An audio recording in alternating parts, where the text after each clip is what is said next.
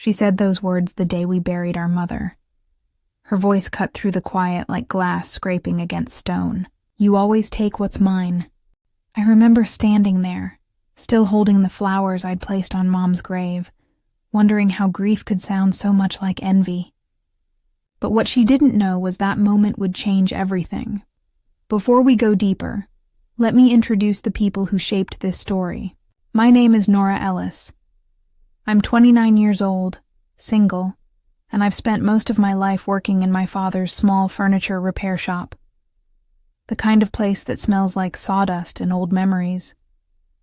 My older sister, Elaine, is 33, married to a man named Richard Blake.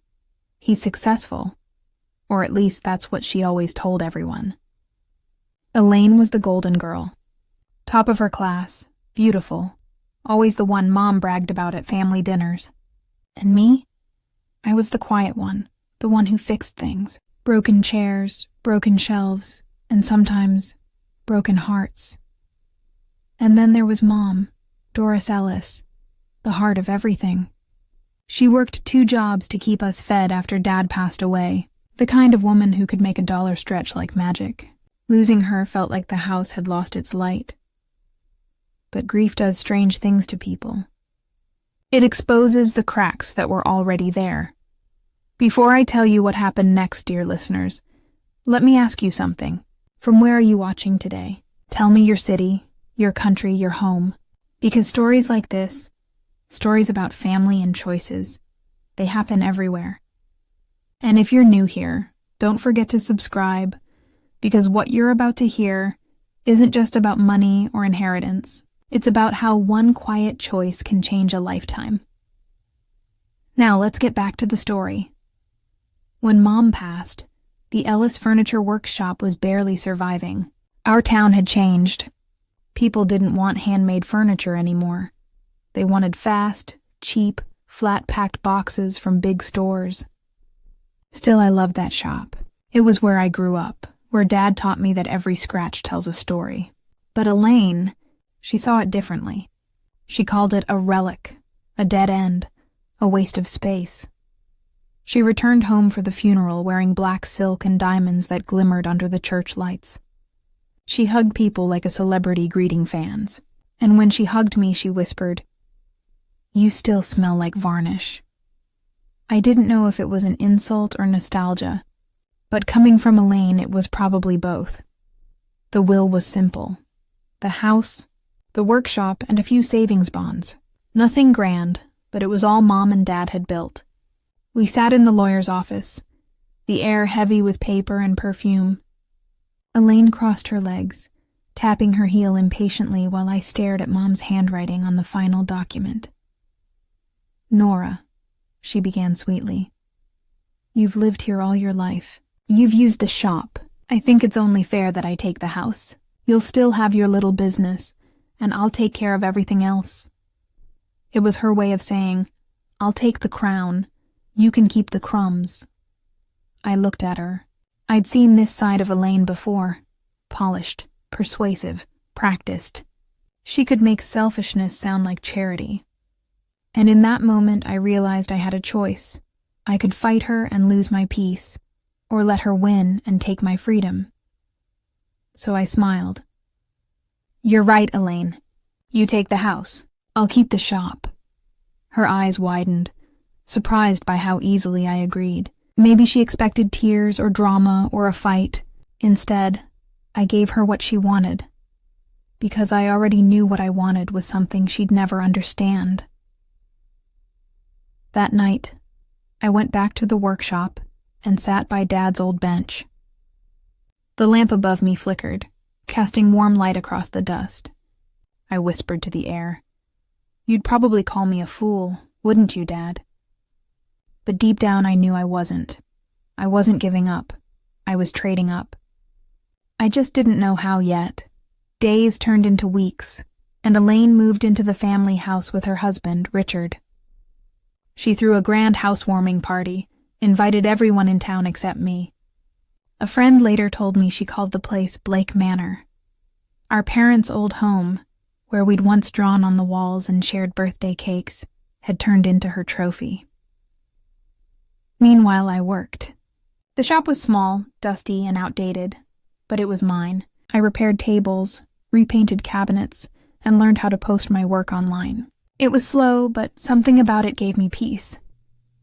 Then one morning, Elaine showed up. It was the first time I'd seen her since the inheritance meeting. She looked like a woman from a lifestyle magazine. Perfect hair, perfect nails, perfect chaos hiding underneath. "Nora," she said, stepping over a pile of wood shavings, "you need to clear out of the shed." I blinked. "The shed?" "Yes, the workshop. Richard and I need that part of the property for some renovations. The house value's gone down, and we're trying to sell it. The market's terrible, you know."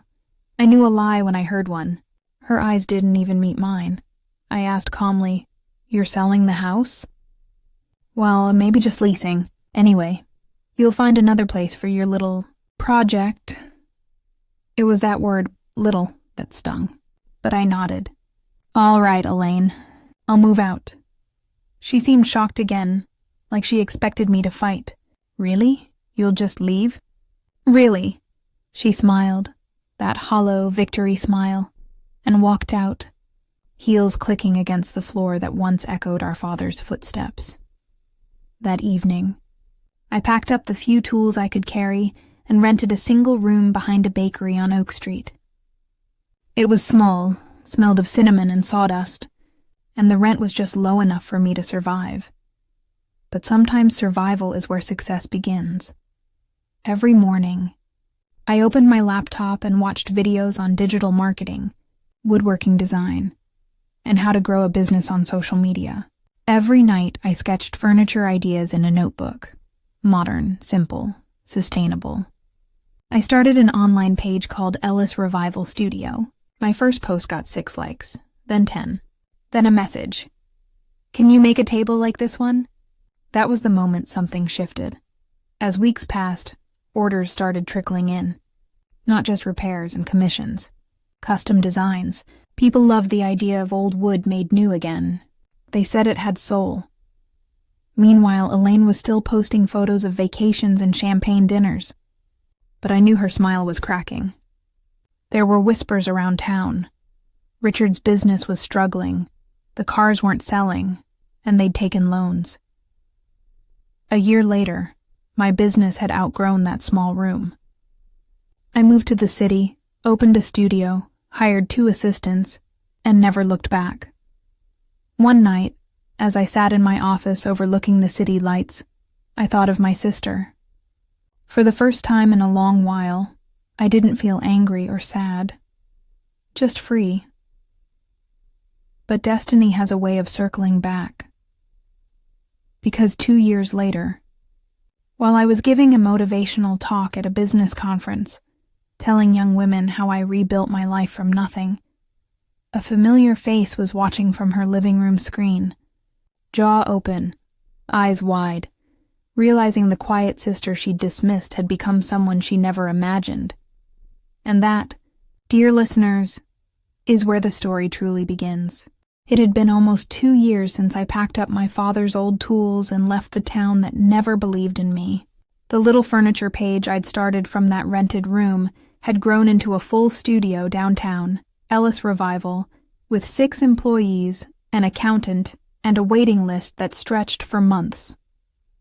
We built modern pieces from reclaimed wood, and every design carried a memory, scratches, initials, or burn marks left by someone who once cared.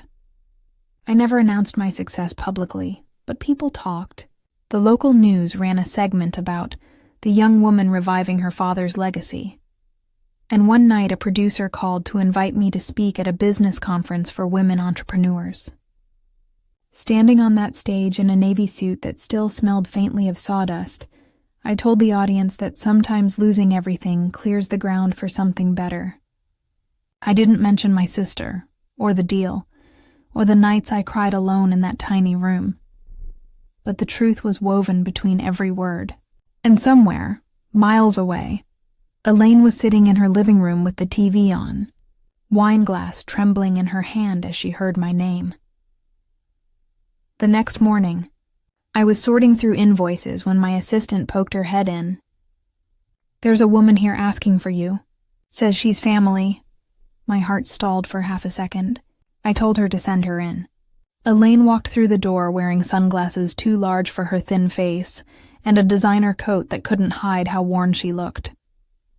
Her confidence, the kind that used to fill every room, had shrunk to a nervous smile. "Nora," she said softly, "you look different." I gestured to the chair across from me. "I had to learn to." She hesitated before sitting, her hands twisting the strap of her purse. "Richard's gone," she began. "The business collapsed. The investors pulled out, and we had to sell the house."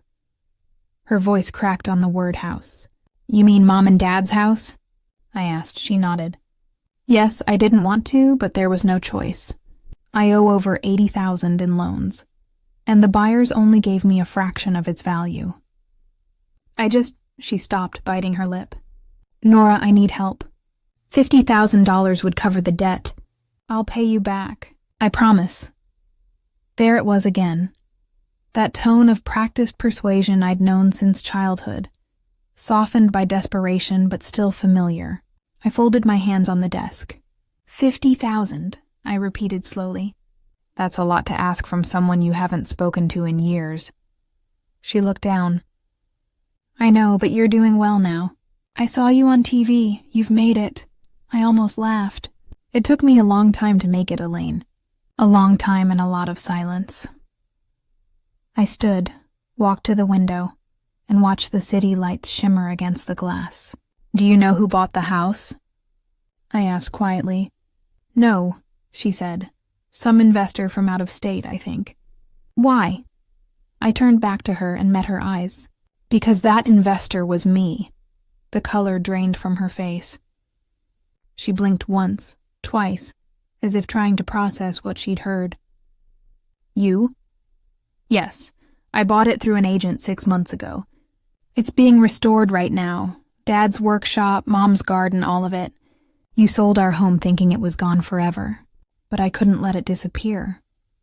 She stared at me, speechless, then whispered, "So this is revenge?" I shook my head. "No, revenge would have been letting strangers tear it down. This..." I placed a hand over my heart. "This is remembrance."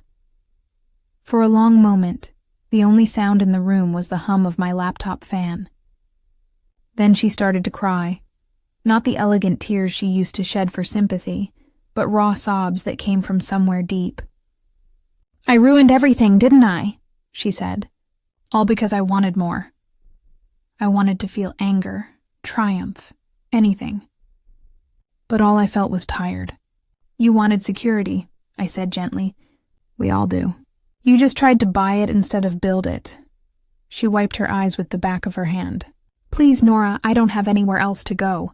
I just need a little help to start over." I looked at her and saw not the golden sister who always got her way, but a frightened woman facing her own reflection for the first time. "Elaine, when you said I always take what's yours, I believed you. That's why I gave you everything. The house, the land, even our memories. You had it all, and it slipped through your fingers because you never learned how to hold it." I paused, letting the words settle. "I can't give you $50,000 today, but I'll think about it. If your situation is real, if it's not another performance, I'll call you." She nodded silently and left, shoulders hunched, her perfume lingering behind like a ghost from our childhood. I stood there for a long time after the door closed, torn between pride and pity. Success feels different when the person you once envied is now broken at your feet. That night I couldn't sleep. I kept remembering our mother's voice. "Don't let bitterness build walls. Nora, build bridges even if they're small." A week later, after verifying through a mutual friend that Elaine's debts were real, and that she had indeed lost everything, I called her. She answered on the first ring, her voice trembling. "Nora?" "Yes," I said. "Meet me at the old house tomorrow at noon." When she arrived, she stopped at the gate, staring at the freshly painted porch and the repaired roof. Her eyes filled with tears. "You really fixed it." I handed her an envelope. Inside was a check for $50,000. It's a loan, I said, but not the kind you think. There's no interest, no papers, no repayment in money. You'll pay it back in kindness. Help 3 people who need it more than you do. That's the condition. She covered her mouth, crying again. You're still the good one, she whispered. I smiled faintly.